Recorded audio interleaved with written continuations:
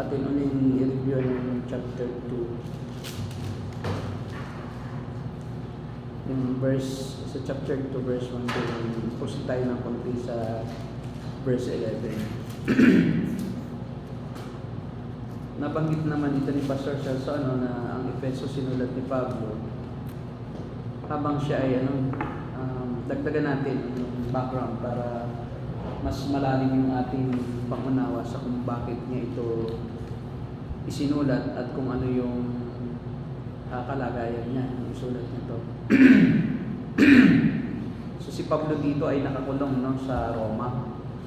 So habang sinusulat niya ang aklat na to ay naka-house arrest siya. Parang si Erap noon sa Tanay. Naka-house arrest siya at hindi lang siya makalayo ng kanyang pinupuntahan dahil siya ay limitado lang ang space sa isa lang lugar, confined sa isang lugar, at siya binabantayan ng mga sundalo sa palasyo doon sa Rome. So mga soldiers talaga na galing sa palace ng emperor, yun ang mga bantay niya. Yeah. Ano daw yung hindi sabi na? Nakalagay po Supot. Ay, nakala may iba pang ibig sabihin. Hindi. Supot talaga. Mamaya sa na. Nandito tayo, pinagawa na din. Supot na yun. Mamaya balikan natin ang background. So kaya si Pablo ay tuli. Si Pablo ay tuli. Ngayon balikan natin. Nagulat ka, no? Parang si ang tingin sa Bible, parang lahat na nakasulat banal. Si Romilin. Romilin. Si Romilin. Pagsama si Romilin at Romilin. Nabasa niya yung kalibugan, biglang napaganon siya. At ang kalibugan, ay! Meron palang ganun po sa Bible. Kasi pagkakala, pagtingin sa Bible, ang banal yung mga salita lang talaga lahat, puro banal. Hindi. Yung Bible, plenary, verbal plenary. Ibig sabihin, yung sa kabuuan, salita ng Diyos. Pero hindi lahat na nakasulat ay sa Diyos. Pero yun ay, yung kabuuan niya, mensahe ito ng Diyos sa kabuuan. Pinitulot na sulat, kung ano yung dapat isulat, kahit pangit, para makilala natin yung Diyos. Kaya ang verbal, plenary inspiration. Plenary lahat. All scriptures. Verbal, talagang ang Diyos ang nagpasulat sa mga as in na parang naririnig nila. Pwede sa Revelation, pwede audible voice, ganoon talaga. Pwede rin through the Spirit. Ngayon, ang epistles, may tatlong genre generally ang Bible. May tatlong genre. Yung gospel yun ay isa ring genre yun. Yung gospel ay history. So meron ng una, historical books. Yan. Tapos poetical books. Tapos yung gospel, kabilang din sa historical books. Pero bukod siya, kasi siya ay particularly kay Jesus na history. History ni Jesus yung gospel. Kabilang din sa historical books. Tapos itong ating binabasa, ito yung doctrinal books o epistles. Ibig sabihin ay hindi tayo kukuha ng doctrine sa history. Supporting lang siya sa doctrine. Kaya laging tayo pag nagdodoktrina ay doon sa mga sulat ng mga apostol. Nung umakyat na si Jesus sa langit, iyarin ang doctrine. Kasi nung hindi pa si Jesus umakyat sa langit, ay hindi nila pa naunawaan yung buong kabuuan ng gospel. Kasi nga, hindi pa tapos ang gawain ng pagliligtas. Kaya sa may tinatawag din tayo naka-embedded sa historical, yung prophetical books. Kasama din yan sa history kasi nga nakaano siya sa history ng mundo eh. Pero within those historical books may prophecy.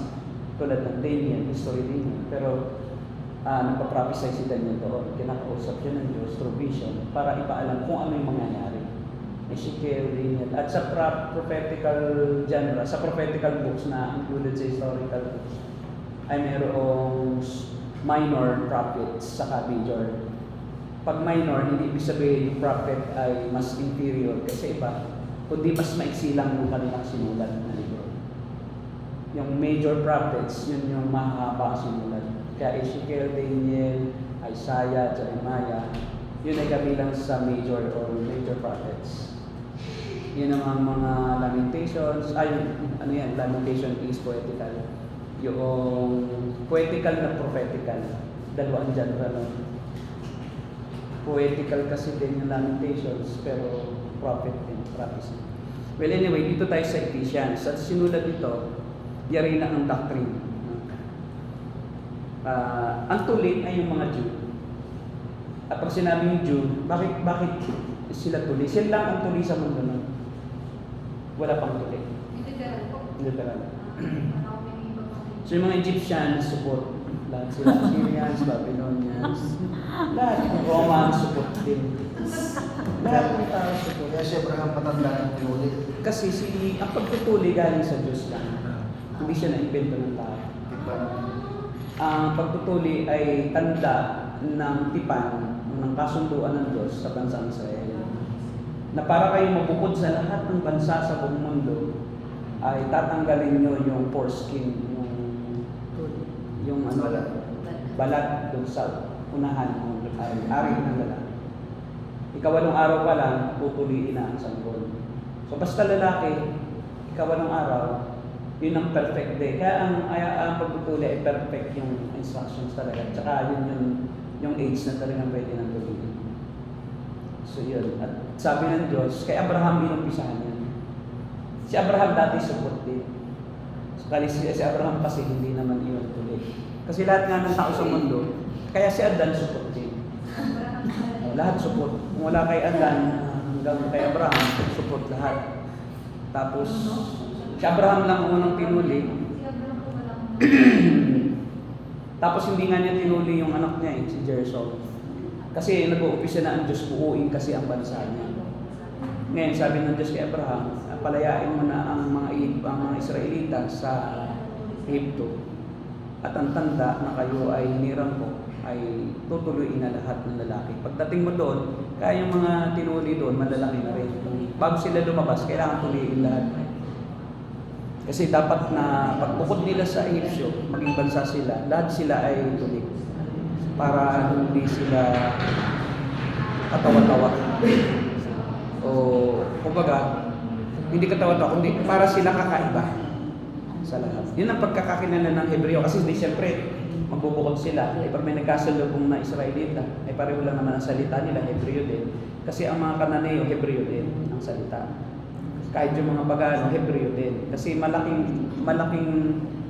bulto ng populasyon ng mundo, ang salita ay parang English ngayon, Hebreo noon.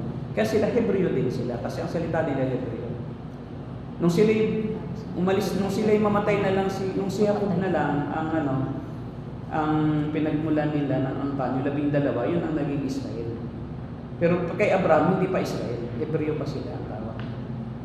Ngayon yung mga Hebreo at mga Israelita, iisa yan. Kaya lang mayroong yugto ng kasaysayan na ginawang Israelita ang pangalan dahil si Jacob ay tinawag na Israel.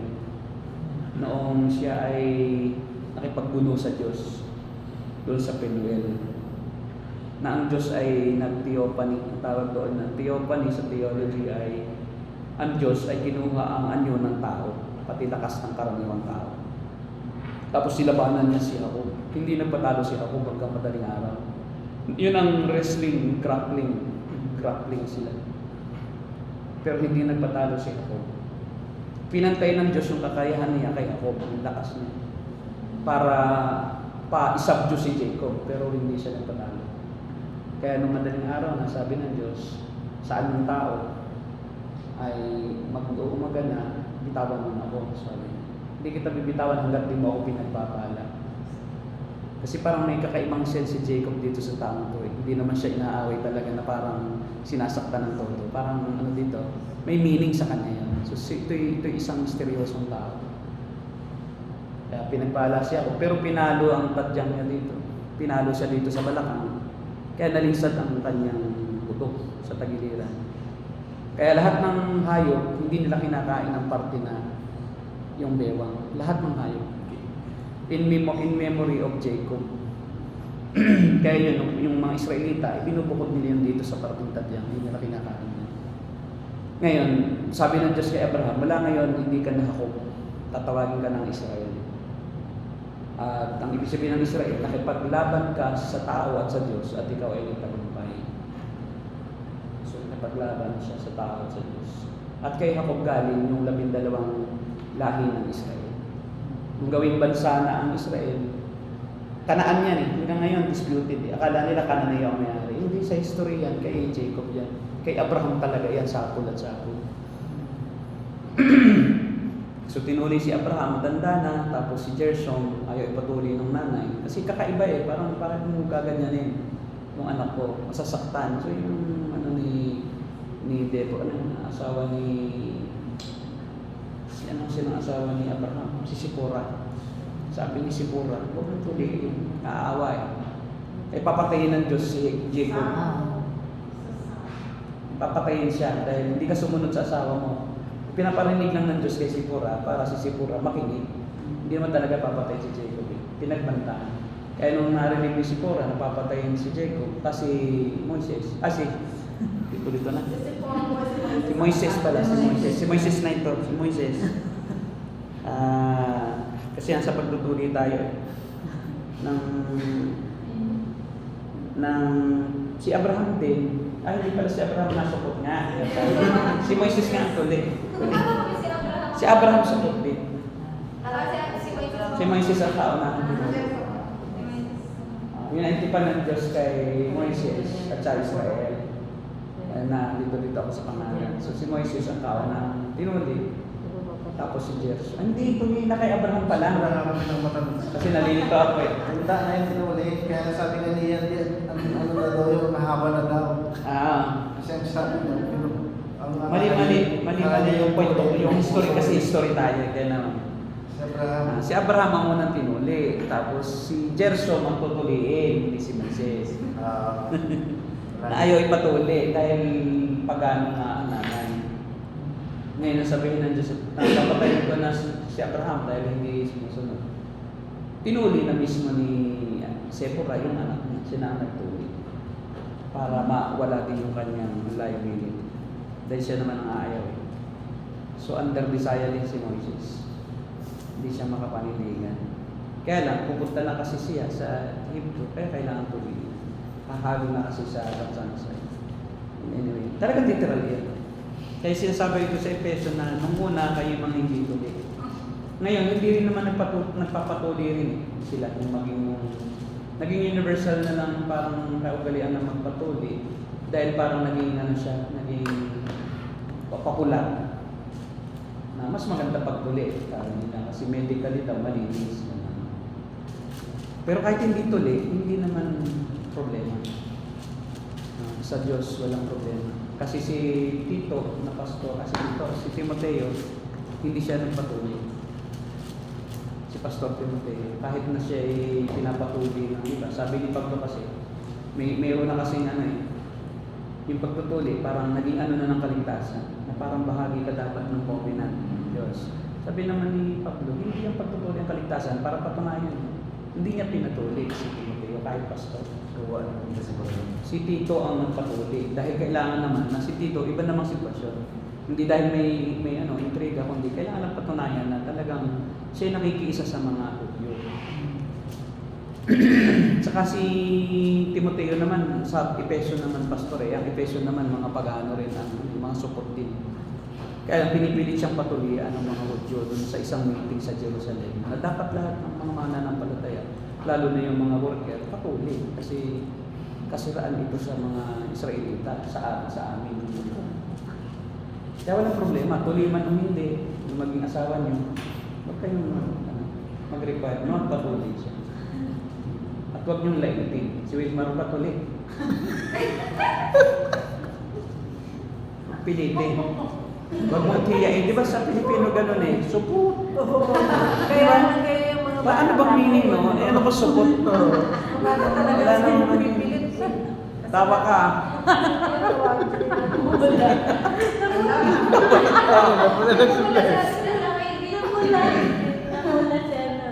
Kasi parang ganun, pag supot, parang hindi ka ligtas. Parang may ganun din tayo mga Pilipino, eh, na parang ikaw hindi anak ng Diyos. Parang laging ganun na yun. Parang may muta daw ang mata. Pag nanganak. Kaya ang Biblia, ito ay historical books. Talagang siya kaunang, tapos sinusunod din ng ibang tao. Hindi talagang totoo ang Biblia. Kahit hindi ka Kristiyano, ba't ka na sumusunod? Diba? Ba't ka nagpatuli? Ba't ka nagpatuli? Diba? Ibig sabihin, naniniwala ka sa Bible. Di ba? Kaya kahit ayaw nilang maniwala, sinusunod nila yung practices sa Bible. Yun yung nangihingi ng 25 pesos yung anak sa nanay. Sabi niya, ipangit 25 pesos. Bakit? Papatuli ako. Ito, 50. Isama mo na tatay mo. Gayahin mo. Elitin mo na.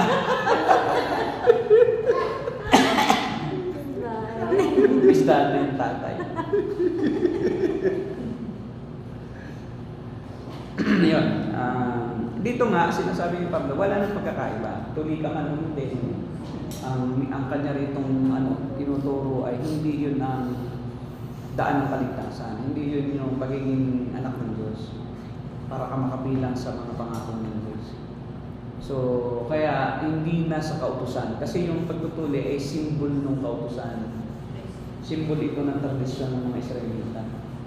Na ang mga Israelita, malito ulit kasi pag sinabing Israelita, sino sila? Okay, para ulit paliwanag. Kasi may tatlong tawag ang mga Israelita, o Hudyo o Hebreo. Sa Lumang Tipan, hindi pa sila nabuuwi ng bansa. Ang tawag sa kanila Hebreo.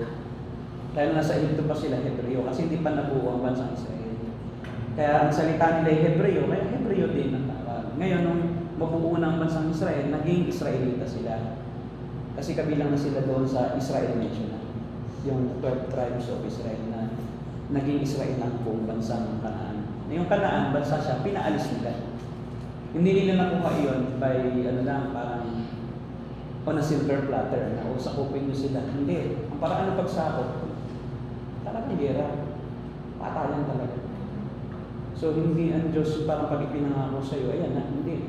Kailangan yung kumilos. Tapos sabi nga ng Diyos, ang mga manikita, wala kayong natitira. Pakayin nila, pati bata. Pati hayop nila, patay. Tapos wala kayong kukunin kahit anong gamit. Mga alakas, dito, mga kasuotan, sunugin lahat. So, kasi marumi sila. Sila ay mga pag-ano ng Diyos. Ayaw na ng Diyos kumalat yung langit. Kaya ang tawag doon, genocide. Buong genes ng lahat ng Amalekites, pinatay nila. Kaso may nakaligtas. Kaya si Haman ay isang Amalekite na gustong patayin naman niya nung panahon nila, nung panahon ni Esther. Dahil yung mga ninuno niya ay pinagpapatay nila. Gusto rin niyang patayin ang buong Israel kung siya yung lumakas sa bansa hari. Ngayon si Haring Asuero, nalansi siya ni Haman na tagapayo niya. Buti na lang at naroon si Esther. Niligtas ni Esther ang bansang Israel. Sakop kasi rin sila ng bansang Assyria, bansang Persia. Nasaan tayo? Yan, history na. Bakit naman naging Hudyo ang tawag? Okay, paliwanag. Bakit ngayon ang term na ay Hudyo na, hindi na Israelita?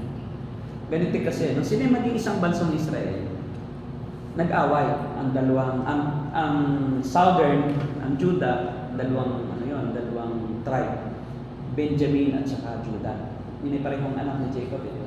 Si Judah yung pinakapanganay, nagsilbing pinakapanganay, nabawi kay Ruben ang pagkapanganay. Kasi nga, si Ruben nagpabaya. Si Judah at saka si Benjamin. Yung Benjamin naman, ito ay anak ni Jose. Okay. Ngayon, itong sila Efraim, nandun sa Simeon, Levi, yung mga 10 tribo, bumukod nung panahon ni Haring, yung pagkamatay ni Haring Solomon. Isa dati silang bansa. Nung panahon ni Haring Solomon, nahati ang kaharian. ang naging hari dito sa 10 tribo, mas malaki yung 10, yung Northern Kingdom. At yun ang tinawag na Israel, yung Northern Kingdom. Tapos yung Judah, Benjamin, tinawag na bansang Judah. Naging 2 bansa ang Israel. So itong bansang Judah, ang tribo ni Judah sa Benjamin. Itong mga bansang Israel, yun yung 10 tribo. Ang naghari ay yung kawal lang ni Sulbu, si Rehoboam. Ngayon ito naman, ang Judah, ang nagiging hari ng nila mula sa tribo ni Judah. Kasi naniniwala sila sa pangako ng Diyos kay David. Si David kasi kabilang sa lahi ni Judah. Kasi inihula ng Diyos kay David na ang may lilitaw na hari, na ang paghahari niya ay walang hanggan. Referring to Jesus Christ. So thousands of years pa, inulaan na si Judah ang panggagalingan ng isang hari, na ang panggagalingan niya walang hanggan, at ang paghahari niya ay eternal din. So kaya wala silang ginagawang hari sa Judah, kundi lalahin lang ni Judah. Kahit maliit pa, halimbawa si Asa, maliit pa siya ginawa ng hari kasi hindi pwedeng mapuputol yung tribe ng Judah. Ngayon, doon galing sa itang Hudyo. Kasi yung Israel na bansa, nawala. Nakuha sila ng bansang Babylonia. So, noong panahon ng mga Assyrians, ang panahon ng mga Assyrians, kinuha ang Israel. Lahat ng mga Israelita, nilusaw yung bansa nila. At dinala silang bihag sa iba-ibang bansa. Tapos pinatirhan ng Israel ng mga Assyrians, mga iba-ibang lahi. Kaya mayroong Samaritano. Yun ay resulta noong ipatapon ng Assyria yung bansang Israel, pinatirhan ng iba-ibang lahi, nagkaroon ng Samaritano. Sila ay yung mga mistisong Hudyo na nag-asawa na sila. Naabutan nila kasi yung mga Hudyo doon na puro nag-asawa sila ng ibang lahi. Kaya sa Maria, ng panahon ni Jesus, kinamumuhi na nila yun. Kasi doon nakatira yung mga Hudyo na hindi pure-blooded. Mas marumi na sa kanila. Ngayon, ang Judah ang natirang bansa. Kaya, pag kahit Israelita ka, kahit kabilang ka sa bansang Israel, dahil lusaw na yung bansang Israel, noong panahon yun, bumalik ulit. Nabalik ulit. Noong panahon ng Holocaust, tinangay lahat sila. Tapos binuo uli ang bansang Israel 1946, after the World War. Kaya Judah lang ang tawag, mga Hudyo. Sinabing Hudyo, Israelita, isa siya. Kaya lang yung history na yung bansang Judah ang natira. From the word Judah, naging Jewish. Kaya ang religion nila, Judaism. Yun ang religion ng Israel, Judaism. Okay, so chapter 2 na. Sabi nga dito ay tayo patay dati. So ang kanyang pinipertain dito, as for you, ito yung mga hindi Hudyo. Ito yung mga hindi. Yung sabi ko nga, pag sinabing hindi, kahit anong bansa, basta hindi ka Hudyo, hindi ka Israelita, ay hintil ka. Basta support. Yun. Ang isang term ng hintil, support. Pero ibig sabihin ng Gentiles din, nations din. Plain nations ang ibig sabihin nun. Nations. Kaya lang, pag sa isip ng isang Israelita, hindi lang nations ang meaning nun, kundi pag sinabing hintil, pejorative na sama ang tingin nila, parang marumi kayo, mga aso kayo, mga hintil kayo, wala kayong pag-asa, marumi sa pangako ng Diyos. So, hindi kayo kabilang. Ngayon, giniba ni Jesus yung pader. Kumbaga si Jesus ang nagsilbing mediator at reconciler ng dalawang lahi. Hindi Hudyo at mga Hudyo, mga Israelita, pinag-isa niya. So wala naman yung pagkakaiba sa pagitan ng Hudyo at ng mga Grego, Romano, Pilipino, kahit sino ka pa, tayo isa na, kabilang na tayo sa pamilya ng Diyos. Kaya wala nang dapat ipagmalaki ang bansang Israel na kami lang ang espesyal, sa amin ang nagpakakaya ng Diyos, kami ang nasa amin ang pagtutuloy, kami ang nilinis ng Diyos, kami ang ginawa ng bayan. So hindi na ganoon ang dapat na isa-isip ng mga Kristiyano. Kahit hindi Hudyo at ako Hudyo, ang tingin ko dapat sa isang hindi Hudyo ay parang kasama ko siya sa bansang ito. At ang bansang iyon ay iglesia. Yun ang iglesia. So nasa iglesia na yung mga anak ng Diyos, kabilang na tayo sa isang bayan. Yung bayan na yun, church yun. Yun ay figure of speech sa church. Na kayo naging isang bayan, kayo naging isang iglesia, kayo naging isang kalipunan. ng mga mananampalataya. At kabilang na kayo sa mga pangako ng Diyos. Although kahit naman hintil nung panahon ng mga Hudyo, meron namang hintil na naliligtas din. Halimbawa, si Adan, hindi naman si Adan Israelita. Kasi kailan naman nabuo ang Israel? During the time of Jacob, di ba? Pero marami na rin doon naging mananampalataya. So hindi talaga sa batas, sa kautusan ng kaligtasan. Maging si Abraham, sabi nga doon, si Abraham ay naligtas. Abraham was justified because of faith. Hindi dahil sa gawa ni Abraham, dahil wala pa namang utos noon. Wala 10 utos pa noon. Kaya konsensya lang ang pinapairal ng tao nung panahon na wala pang Israel. Kasi binigay na naman ang utos, 10 utos, yung Decalogue, sa Mount Sinai. Kila Moses, nung naglalakbay pa sila, hindi pa nga bansa ang Israel. So, before the law, mayroon ng naligtas. Hindi law ang kaya lang nagkaroon ng kautusan para maging pamantayan ng bansang Israel sa moralidad. Kasi ang Israel nga, kayo ay magiging ilaw sa lahat ng bansa. Na kayo ang magre-reflect ng aking kalooban, na ito yung aking kautusan, kayo ang susunod. Para sumunod din ang ibang bansa na makita nila na ito palang kagustuhan ng tunay na Diyos. Kaya ang Israel ang ilaw sa mga hindi. Kumbaga siya yung nagtataglay ng kautusan ng Diyos, sila yung papahayag ng kalooban ng Diyos sa pamamagitan ng kautusan. Ngayon, ginawang pamantayan yung kautusan ng mga Hudyo para maligtas. Yun ang problema. Ginawa nilang pamantayan. Akala nila yun ang paraan ng kaligtasan.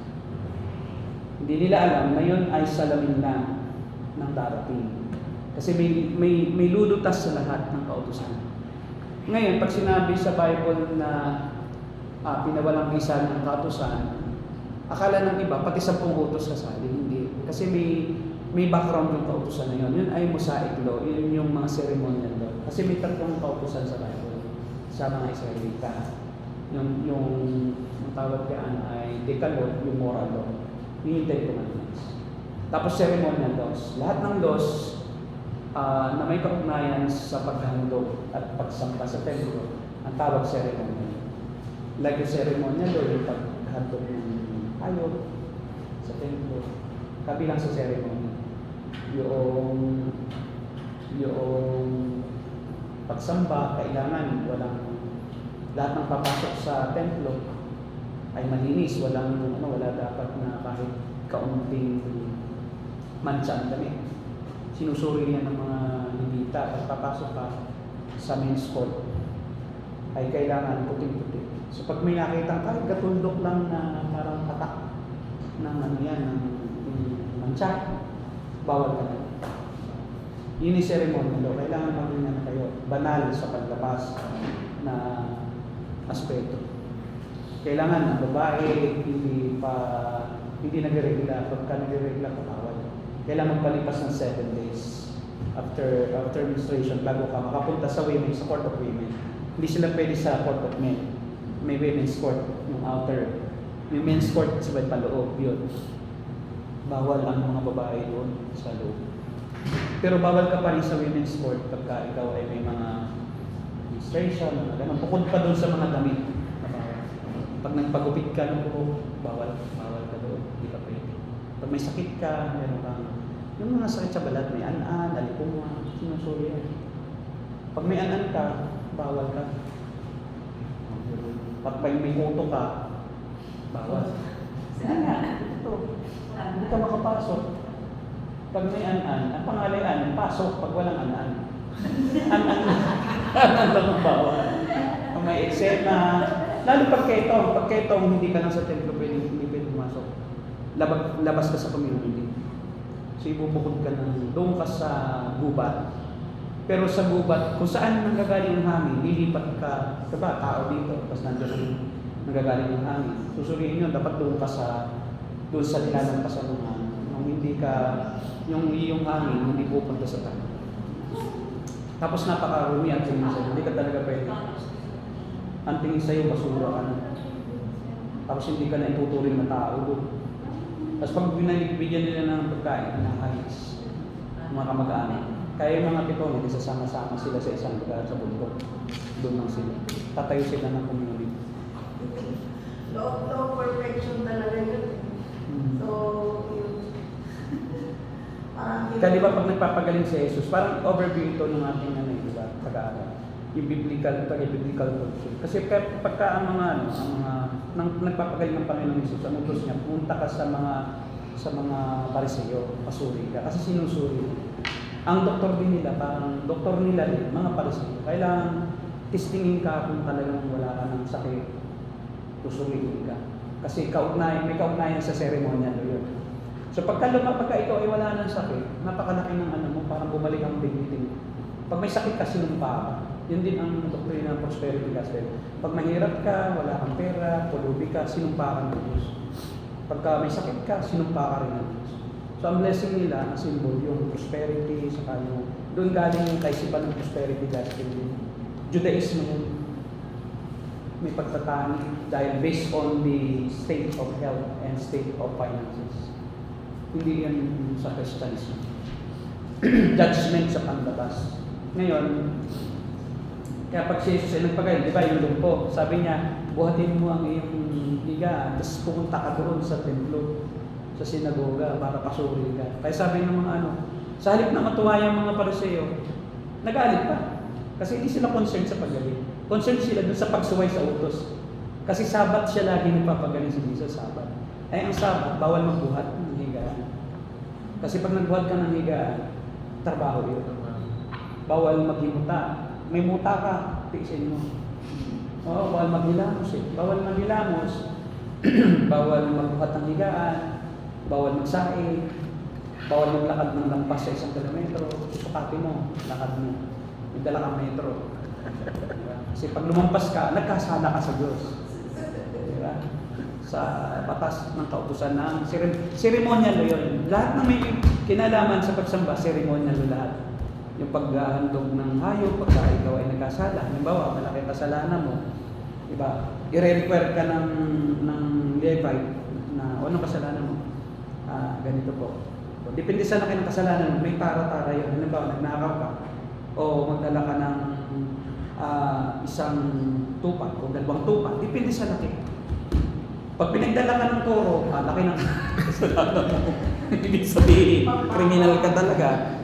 Kaya ang toro ay para sa bayan. Yun yung tawag doon ay Day of Atonement, toro talaga ang dala. Kasi para sa buong bayan. Kasalanan ng buong bayan. So dadalhin nila yung toro, papatayin doon. Sa loob ng 1 taon, may handog para sa lahat. Para sa kasalanan ng bayan. Pero individually, ikaw maghahandog ka pa rin. Kapag pang-general lang yan.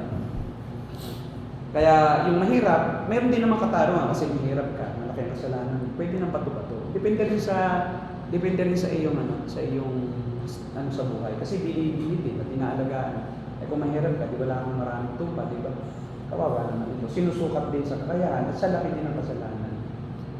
Pag mayaman ka, dami ng kasalanan. I-require ka, 500 kambing, di ba? Kasi pwedeng panghandog, kambing, tupa, toro, baka, kalapati. Sa pinakamahirap kalapati. Bato-bato, pwede pag wala talaga. Yung uhuli ka sa bundok, magbibitag ka. Para may panghandog ka, magbibitag ka lang. Wala kang pera eh. So ganoon ang sistema. Ngayon, sabi ni Jesus, sabi niya na pinawalang bisa ng kautusan, yun yung ceremonial daw. Kaya di ba nalilito yung iba, pag sinabi, ibig sabihin wala nang kautusan, hindi pwede na akong pumatay. Hindi, magkaiba yun. Yun ay moral law. Para sa lahat. Yung ceremonial law, para lang sa Israel, yun ang pinawalang bisa niya. Wala nang bisa yung paghahandog, yung mga kung ano ng mga requirements, sa Sabat. Wala na yan. Yan ay tinupad na ni Kristo yung hinihingi ng ceremonial law. Kasi si Jesus ang ceremonial Lamb of God. Siya yung tupa ng Diyos na nag-aalis ng kasalanan ng sanlibutan. So wala nang kailangan pantubusin sa pamamagitan ng mga panlupang handog. Ngayon, ang ikalawa, civil law. Hindi applicable sa atin yung ceremonial law. Hindi naman tayo medyo eh. Kabilang sa ceremonial law, yung pagkain, bawal pagkain ng mga pagkain na yung halimbawa, yung pinagbawal sa Leviticus. Mga inakit ko ng mga nalitaan yan. Yun, hindi yun sa atin. Yung mga pagkain na yun. Ang ating konsensya, kung kaya mo kainin, ba't di mo kainin? Di ba? Hindi naman yun ang kautusan para sa atin. Halimbawa, dugo. Ay masarap ang dinuguan, di ba? Pagka may Lalo pag may puto, di ba? Kaya mo kainin. Kung kaya mo, kainin. Health reasons na lang. Halimbawa, marami yun lang ang ulam, tapos di ka born again ka, alam nila. Kasi di ka pa kumain ng dinuguan. Matitisusunod ganyan, pag nag-born again pala ako, hindi ka makakain. Kumain ka! Para sa konsensya nila, di ba? Pero kung may born again din doon, kasama mo, mahina, tapos may isipin niya na, bakit dito kumakain, born again siya? Di huwag kang kumain, alang-alang doon sa taong matitisod sa'yo. Pero kung kaya ng konsensya mo, at yung tao naman kasama mo, kaya din ang kumain kayong dalawa. Bakit naman kayo hindi kakain? Walang ibang ulam, di ba? So yun, yung mga alimango, sasarap kaya ng bawal na yan sa mga Hudyo.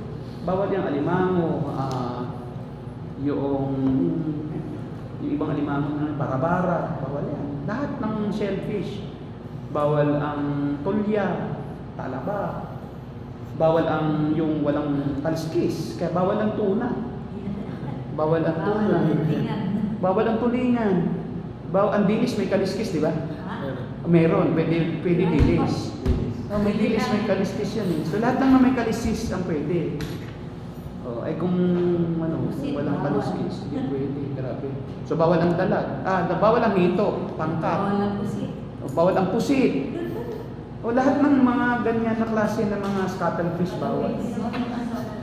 Ang pwede lang ay yung mga buraw. Yung talim ako bawal eh, wala din, di ba? Wala din kaliskis. Bawal ang mga ibon na Bawal ang lobster. lobster, sarap pa naman ng lobster. Yung kabalo. Bawal. Tapos sinicheck pa nila yung mga hayop kasi baka may sakit. Pag may sakit, di rin pwede. Kailangan healthy.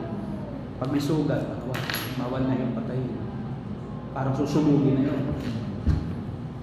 Sa atin, kahit sugat lang sa paa, bakit mo naman sasayangin? Putulin mo ang paa, di ba? Mo yung iba.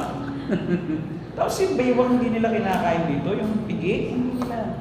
Kaya wala sila yung pigi, wala sila, hindi nila. Tap apple yan.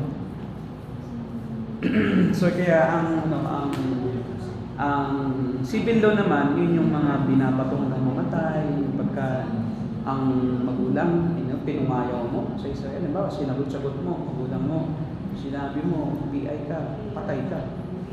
Batas yan, civil law. Papatayin ka talaga. Tapos, pag nahuling ng alon niya, patay. Yung babae lang, pinapatay nila na. Ibang ko ba, babae lang nangangalon niya sa Israel. Wala nangangalon niya lalaki. Na pinapatay. Yun ang kanilang batas. Tapos, yung civil law na pagka ikaw ay mag-aani, mag-aani ka, ikapitong taon, diba, pinautang mo, ikapitong taon, ibabalik mo kahit hindi makabayad. Babalik mo. Diba, hindi makabayad, sinala sa'yo. Ika-7th year, Sabat yun eh, Sabat year. Ibabalik mo ng walang bayad. Sinusunod nila yung civil law yun. Tapos iba, may natira pa dyan sa bukid mo, may natira pa na, diba, naani mo na, diba, naani mo na. Tapos tumubo uli, diba yung palay, ganun yan, pag sa palay sa probinsya, diba, pagka naani na yun, may supling, bawal mo na yung huli. Para yun sa mga taga-ibang bayan, para sa mahihirap. At bawal-bawalan sila, na sila ay kumuha ng ganun. So yun ay para sa kanila yun. Ng mga laglag-laglag, huwag mong bawalan ng mga tao na kunin. Ganun ang Diyos kaputi sa mga taga-ibang bayan din. Kasi may nakikipamayan sa kanila eh wala silang sariling lupain. So sabi ng Diyos ay hayaan nyo silang makinabang sa bunga ng lupa. Ay yung iba may-ari sa amin ng lupa, bawal eh. Kahit na halimbawa, naani na nila. Hindi pwedeng yun yun. Kasi kanila pa rin yun. Walang ganung civil law sa. Kaya ang civil law, specific lang yun. Para sa kanila rin yun. May sarili tayong civil law. So hindi applicable sa atin yung civil law nila. Subukan mong gawin yun sa atin. 7 taon iyon na. Aba hindi pwede. Bayaran mo hanggang hindi mo mabayaran yung aking lupa mo, aking yung kotse mo, di ba? Demanda ka pa. Sisingilin pa pati tubo. Sa loob, kahit 100 taon na. Hindi ka talaga palalayain na kung magpautang sa'yo. So sa Israel ito, sabbatical year. Year of Year of forgiveness. Lahat, utang, ano. Yung iba naman, hinihintay lang yun. Bayad pa ako, malapit na. So pagka ikapitong taon, ika-ano na taon na, hindi na magbabayad talaga. Ayun. Amnesty. Amnesty. May amnesty. Sinasamantala. Kahit yung kaya amnesty na yun, amnesty. Sabi ay atin, di ba? 7 years. Kaya pinaparating sa 7 years. Di ba kayo may amnesty, di ba? Yung tax amnesty. Di ba ngayon, mayroon amnesty. Kahit na ilang libong taon na yung utang mo. Oh, ay amnesty yun. Eh. Kaya nag-aabang sa ano ng gobyerno. Depende sa presidente kung siya ay ano, no? Sa presidente. Ang presidente ang nagde-declare. Sabi ko, sige, amnesty ngayong taong ito. Kaya nung panahon ni Duterte, in-extend, di ba? Nag-pandemic. Extended. Di ba? 10 taon lang ang babayaran mo kahit 100 taon. Tawad na yung 50, yung 90 taon. Di ba? Ano ba? May lupa ka, hindi mo na tax. For 100 years. 5 years na lang pag amnesty. 10 years pagka yung hindi. Kumbaga, hindi talaga nakukuha yan. Yung lupa. Pag sa iyo yun, magpakailan. Pag hindi mo pa binili. May batas na gano'n. Ang tawag doon, indivisible. Indivisibility. Kasi po ba mga loss sa lumang total po ba yun ay napawi yan? Yung ceremonial loss. Hindi yung civil law, but ceremonial loss. That pertains to ceremonial law. Pero pag sinabi niya, I have not come to abolish it but to fulfill it, yun yung moral law. Pero pag sinabi niya, inabolish na sa kanyang katawan ng kautusan, yun yung ceremonial law. Hindi dapat ipagkamali yun. Yung mga ganoong consideration. Kasi yung iba, sabi, pinawalambisa na pala ang law, pwede na pala akong pumatay. Ligtas pa rin ako. Kinukonek pa sa salvation, hindi naman yun sa ganun. Ang law, hindi naman talaga salvific. Pero iyan ay dapat na gawin ng isang tunay na person. Result iyan ng salvation, nasusunod ka sa moral law. At sa hinihingi ng civil law natin sa atin, kasi walang pamahalang bihira na hindi pinintulutan ng Diyos. Doon tayo sa civil law, yun yung ating pamantayan. So mayroong pamahalaan, may civil law, sumunod ka. Kasi yung pamahalaan yun, itinatag siya ng Diyos. Pero yung Mosaic law, yung law of Moses, yung mga kautusan, tawag din sa laws ni Moses ay Mosaic law. O ceremonial law din. Hindi yun kailangan natin. Para lang yun sa Old Testament din. Hindi na rin yung kailangan ng mga Israelitang Kristiyano ngayon. Pero yung hindi Kristiyano Israelite, yun pa rin sinusunod. Basta sila Hudyo, ayaw nilang kumain ng mga bawal. At parang may benefit sila sa salvation. Sa salvation nila. Parang doctrinal. May tanong kayo? Ano lang muna. Parang overview lang ng mga para pag may nagsalita, naiintindihan natin ano ba yun? Ano yung ceremonial law, ano ba yung Mosaic law, yung Decalogue, yung 10. Para tama yung interpretation natin. Sorry po, may kulong na lang yung ceremonial na kaya dapat talaga mag-aaral tayo ng Yun, mag-open na ang Bible School. Diyan mapapag-aralan. Historical. Kasi ang tagal-tagal lang natin ng Bible tayo ng Bible, tapos meron pala mga gano'n. Kasi basic kami yun eh. Parang guide mo yun. Ay, kulang tayo sa kaya pala mga meron parang siyang may freelance. Parang may basic puzzle pa rin tayo. Hindi natin maintindihan. Kaya akala mo ka ba, pwede na palang gawin ko ito. Kasi kanya naman inabolish. Oo, kasi yun ang yung pagkain ko. Parang may pa lahat. Parang license.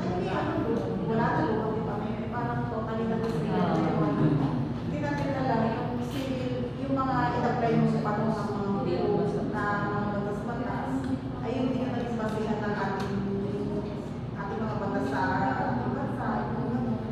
Yung mga nakuha doon. So yun po talaga. Actually na parang naman yung mga